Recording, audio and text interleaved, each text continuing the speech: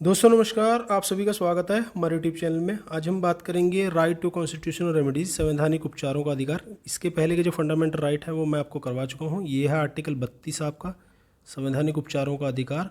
और इसमें जो जो डिटेल दी हुई है सारे इस डिटेल में बात करेंगे। उसके बाद जो इसके थ्रू रिट जारी करी जाती हैं, सुप्रीम कोर्ट, हाई कोर्ट के थ्रू, इन सारे रेट के बारे में बात करेंगे। ये डिटेल में आपको वीडियो देखना पड़ेगा। इसके बाद जितने भी क्वेश्चन आपके फंडामेंटल राइट के, मैंने जितने वीडियो बनाए हैं फंडामेंटल राइट से जितने भी क्वेश्चन आपके आए हुए हैं उन सभी क्वेश्चन को करेंगे। आप एचपीएससी के किसी भी एग्ज़ाम की तैयारी कर रहे हो या अदर स्टेट पीसीएस के, यूपीएससी की, तो सभी में आपको काम आ जाएगा। बात करते हैं आर्टिकल 32 की। ठीक है, ये हिंदी वाले बच्चे हिंदी में देख लें, इंग्लिश वाले बच्चे इंग्लिश में देख लें। राइट टू कॉन्स्टिट्यूशनल रेमेडीज, संवैधानिक उपचारों का अधिकार, आर्टिकल 32।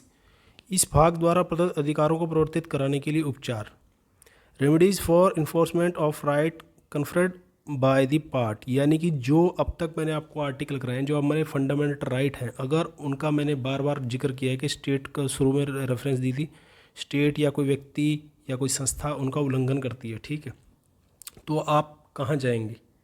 अगर आपके मौलिक अधिकारों का हनन हो रहा है तो आप कहाँ जाएंगे? ठीक है, उसके लिए ये उनको लागू कराने के लिए आप कहाँ पर जाएंगे? फंडामेंटल राइट को। ठीक है, तो ये खुद एक फंडामेंटल राइट है, आर्टिकल 32। सभी फंडामेंटल राइट को बचाने का जो आर्टिकल दिया हुआ है, आर्टिकल 32, वो खुद एक फंडामेंटल राइट है। इसीलिए संविधान का जिन्हें पिता कहा जाता है, भीमराव अम्बेडकर जी, उन्होंने इसके कहा है कि संविधान की आत्मा है, इसके बिना ही मौलिक अधिकारों को कोई मतलब नहीं रह जाता। ये आर्टिकल 32 है। ठीक है, इसके बारे में बात करते हैं। इस भाग द्वारा प्रदत्त अधिकारों को प्रवर्तित कराने की, यानी कि लागू कराने के लिए समुचित कार्रवाइयाँ उच्चतम न्यायालय में समावेदन का अधिकार प्रत्याभूत किया जाता है। यानी कि आप डायरेक्ट सुप्रीम कोर्ट जा सकते हैं आर्टिकल 32 के थ्रू।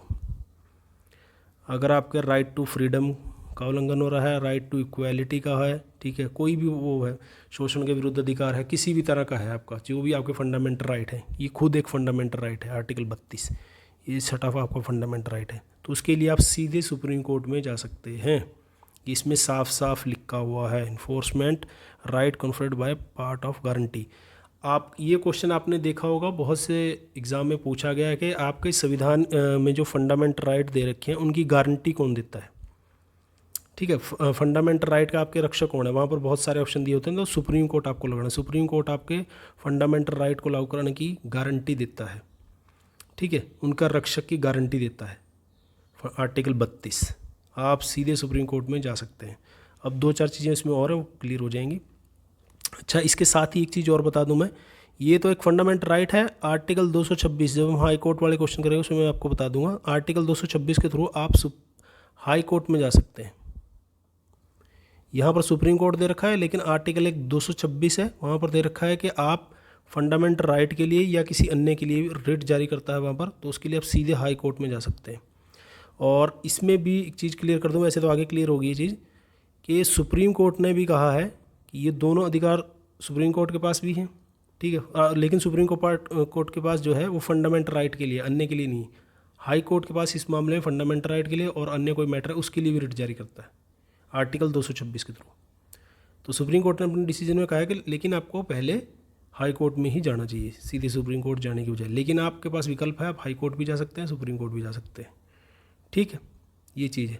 दूसरे अंतर ये है कि जो हाई कोर्ट मैटर को लेगा, वो जो उसका ज्यूरिडिक्शन है स्टेट का, मान लो स्टेट का हाई कोर्ट है, ठीक है, और ये पूरे इंडिया का है। ठीक है, ये उस ज्यूरिडिक्शन से इसका पूरे इंडिया में मतलब प्रभाव, पूरे ज्यूरिडिक्शन पूरे इंडिया का आ जाता है। ठीक है, दूसरी चीज़ है, ये आर्टिकल 32 के थ्रू सुप्रीम कोर्ट आपको बिल्कुल मना नहीं कर सकता है, क्योंकि ये खुद एक फंडामेंटल राइट है। आर्टिकल 226 फंडामेंटल राइट नहीं है, यहाँ पर मनाही भी की जा सकती है। ठीक है, दो तीन चीज़ें क्लियर होगी यहाँ पर। उसके बाद है भाग 2 में जो दे रखा है, इसमें क्लोज 2 में इसमें दिया हुआ है, इस भाग द्वारा प्रदत्त अधिकारों को प्रवर्तित कराने के लिए उच्चतम न्यायालय को ऐसे आदेश, निर्देश, रिट, ठीक है, जिनके अंतर्गत जो भी मैं आपको एक एक रिट क्लियर करूँगा, बंदी प्रत्यक्षीकरण, परमादेश, प्रतिषेध, अधिकार परीक्षा और उत्प्रेक्षण, इनको हिंदी की बजाय इंग्लिश में थोड़ा सा देख लेना, इंग्लिश में ज़्यादा अच्छे तरीके से क्लियर हो जाएंगी। हैबियस कॉर्पस, मैंडमस, प्रोहिबिशन, क्यो वारंटो और सरसरी, ये 5 प्रकार की आपकी रिट है। ये आदेश, निर्देश जारी, ऐसी रिट जारी करता है। रिट एक तरह का विशेषाधिकार होता है।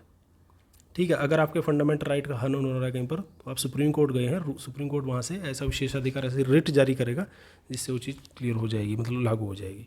अच्छा, तीसरी चीज़ है क्लॉज 3 में इसमें दिया हुआ उच्चतम न्यायालय खंड 1 और 2 द्वारा प्रदत्त शक्तियों पर प्रतिकूल प्रभाव डाल देना। पार्लियामेंट अगर चाहे तो उच्चतम न्यायालय के अधीन जो ये रिट जारी करने का अधिकार है किसी और कोर्ट को भी दे सकती है, हाई कोर्ट के अलावा, क्योंकि हाई कोर्ट को तो पहले ही आर्टिकल 226 में मिल गया है, तो और कोर्ट को भी दे सकते हैं अगर संसद चाहे तो, ठीक है। लेकिन हालांकि अब तक ऐसा नहीं है, अब तक ये जो पावर है सुप्रीम कोर्ट के पास है और हाई कोर्ट के पास है,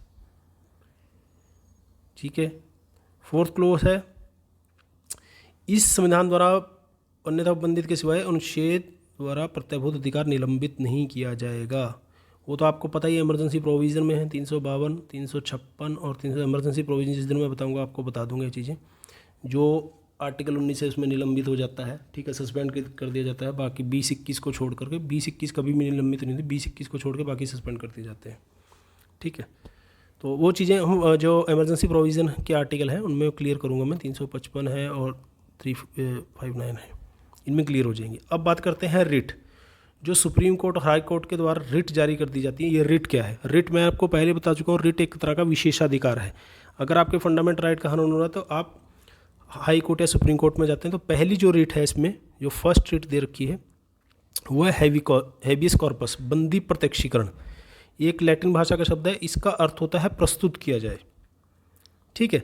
अगर कोई व्यक्ति, हैबियस कॉर्पस का मतलब बंदी प्रत्यक्ष, इससे ही आपको समझ में आ रहा होगा, अगर किसी व्यक्ति को जबरन, ठीक है, ज़बरदस्ती तरीके से हिरासत में रखा गया, ज़बरदस्ती बंदी बना रखा है किसी को, ठीक है, तो आप सीधे, फंडामेंटल राइट है आपका, ठीक है, ज़बरदस्ती आपको बंदी बना रखा है तो फंडामेंटल राइट के थ्रू सीधे आप आर्टिकल 32 के थ्रू सुप्रीम कोर्ट में जाएंगे, 226 के थ्रू, मैं दोबारा क्लियर कर देता हूँ, हाई कोर्ट में जाएंगे, ठीक है।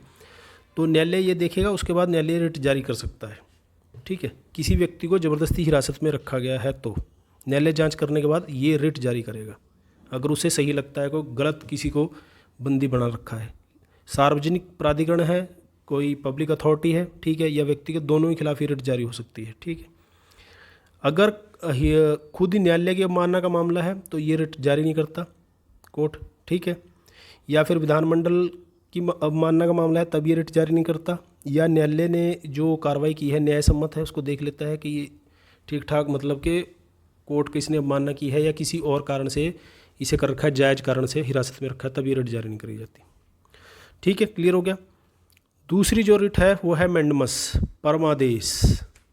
इसका मतलब ये होता है कि हम आदेश देते हैं। इसका ये है कि कोई सार्वजनिक अधिकारी है, कोई पब्लिक अथॉरिटी में है, कोई पब्लिक अधिकारी है, ठीक है, सार्वजनिक अधिकारी को जारी किया जाता है कि वो अपने कार्य को, मतलब कि जो उसका कार्य है, जिस कुर्सी पर वो बैठा है उसको काम करने से मना कर रहा है, ठीक है। तो इसके लिए भी आप सीधा रिट लेकर सीधा आप सुप्रीम कोर्ट और हाई कोर्ट में जा सकते हैं। अगर कोई सार्वजनिक इकाई या फिर निगम पे बैठा हुआ है, ठीक है, कोई न्यायालय का नीचे अधीनस्थ न्यायालय है, उसके खिलाफ भी जारी किया जा सकता है, ठीक है। लेकिन अगर कोई निजी कोई कार्य है उसके खिलाफ ये जारी नहीं किया जाएगा। ऐसे विभाग हैं जो गवर्नमेंट के अंदर नहीं है, गैर संवैधानिक है, अनकॉन्स्टिट्यूशनल है, ठीक है, कोई विवेकानुसार है, तो उन चीज़ों पे नहीं किया जाएगा। ये सार्वजनिक पब्लिक सेक्टर के जो काम है उन पे किया जाएगा, पब्लिक सेक्टर की कोई कंपनी है वहाँ पर किया जाएगा, या नीचे के जो अधिकारी हैं, सार्वजनिक अधिकारी हैं, ठीक है, अधिकारी की पोस्ट है, गवर्नमेंट पोस्ट पे हैं कोई अधिकारी, ठीक है, उन पे खिलाफ ये जारी किया जाएगा अगर वो किसी काम को करने के मना कर देते हैं जबकि वो कार्य करना उनके कर्तव्यों में। तीसरी चीज़ है इसमें, तीसरा जो रिट है वो है प्रोहिबिशन, प्रतिषेध, ठीक है। इसका मतलब होता है रोकना किसी चीज़ को, ठीक है। ये जारी करता है हाई कोर्ट अपने निचले के कोर्ट को, ठीक है, हाई कोर्ट जो नीचे के कोर्ट हैं, अधीनस्थ कोर्ट है, उनको जारी करता है, ठीक है। इसका मतलब होता है रोकना। अगर कोई न्यायालय अपने कार्य क्षेत्र से बाहर जाकर के कार्य कर रहा है, ठीक है, उसकी वजह से किसी के फंडामेंटल राइट का हनन हो रहा है, तब ये रोक निवारक के रूप में जारी की जाती है प्रतिषेध, प्रोहिबिशन, ठीक है। ये सिर्फ न्यायिक और अर्धन्यायिक प्राधिकरण के विरुद्ध ही जारी किया जाता है, प्रशासनिक के विरुद्ध ये और निजी व्यक्तियों के विरुद्ध ये जारी नहीं किया जाता जो प्रतिषेध होता है, ठीक है। इसके बाद है सरसरी उत्प्रेक्षण, ठीक है। इसका तो है प्रमाणित करना या सूचना देना, इसका अर्थ है प्रमाणित करना या फिर सूचना देना। ये भी एक तरह की प्रतिषेध की तरह है, थोड़ा सा इसमें अंतर है। ये भी हाई जो ऊंचे के न्यायालय हैं, हाई न्यायालय हैं, हाई कोर्ट हैं जो, और नीचे के कोर्ट को जो अधीनस्थ न्यायालय हैं उनको जारी किया जाता है। इसका होता है कि किसी न्यायिक क्षेत्र में किसी गड़बड़ी की वजह से या किसी खराबी की वजह से रोकने के लिए, ठीक है। ये निवारक के रूप में भी है और ये सहायक के रूप में, दोनों तरह से। इसमें थोड़ा सा ये अंतर है उत्प्रेक्षण और प्रतिषेध में। उसका मतलब है सिर्फ रोकना, इसका मतलब रोकना भी है और किसी को सही सूचना सही जानकारी दे करके कार्य को करना भी है। इसमें दोनों चीज़ें आ जाती हैं, ठीक है। उत्प्रेक्षण को निवारक और सहायक के रूप में, दोनों रूप में है। ये भी नीचे के न्यायालय को जारी की जाती है। उसके बाद है क्यू वारंटो अधिकार प्रच्छा। इसका मतलब है कि तुम्हें क्या अधिकार है, ठीक है। क्यू वारंटो का है कि कोई सार्वजनिक व्यक्ति किसी अपने कोई पोस्ट को ज़बरदस्ती हथियाया हुआ है, किसी पोस्ट को ज़बरदस्ती कब्जा किया हुआ है एक तरह से, ठीक है, उसका फ़ायदा उठा रहा है। सार्वजनिक कार्यालय पर अपना दावा कर रखा है उसने, ज़बरदस्ती वहाँ पर किसी पोस्ट को हथिया रखा है, तो उसके लिए है कि तुम्हें क्या अधिकार है। ये अधिकार प्रच्छा उनके लिए है, ठीक है जी। सार्वजनिक कार्यालय के मामले में तब जारी किया जाता है जब उनका निर्माण संवैधानिक हो, ठीक है। उनके लिए जारी किया जाता है रिट, अधिकार प्रच्छा। तुम्हें क्या अधिकार है, किसी सार्वजनिक पोस्ट को जबरदस्ती हथियाया हुआ किसी तरीके से या नाजायज़ तरीके से, गैर कानूनी तरीके से हथियाया हुआ, उनके खिलाफ ये रिट जारी किया जाता है, ठीक है। ये आपकी पाँचों की पाँचों रिट हैं, क्लियर होगी यहाँ पर। आर्टिकल 32 आपका क्लियर हो गया, ठीक है। और कोई इसमें डाउट हो किसी तरह का तो आप कमेंट बॉक्स में जरूर लिखना, मैं इसका रिप्लाई करूँगा। देखने सुनने के लिए धन्यवाद। जय हिंद, जय भारत, वंदे मातरम।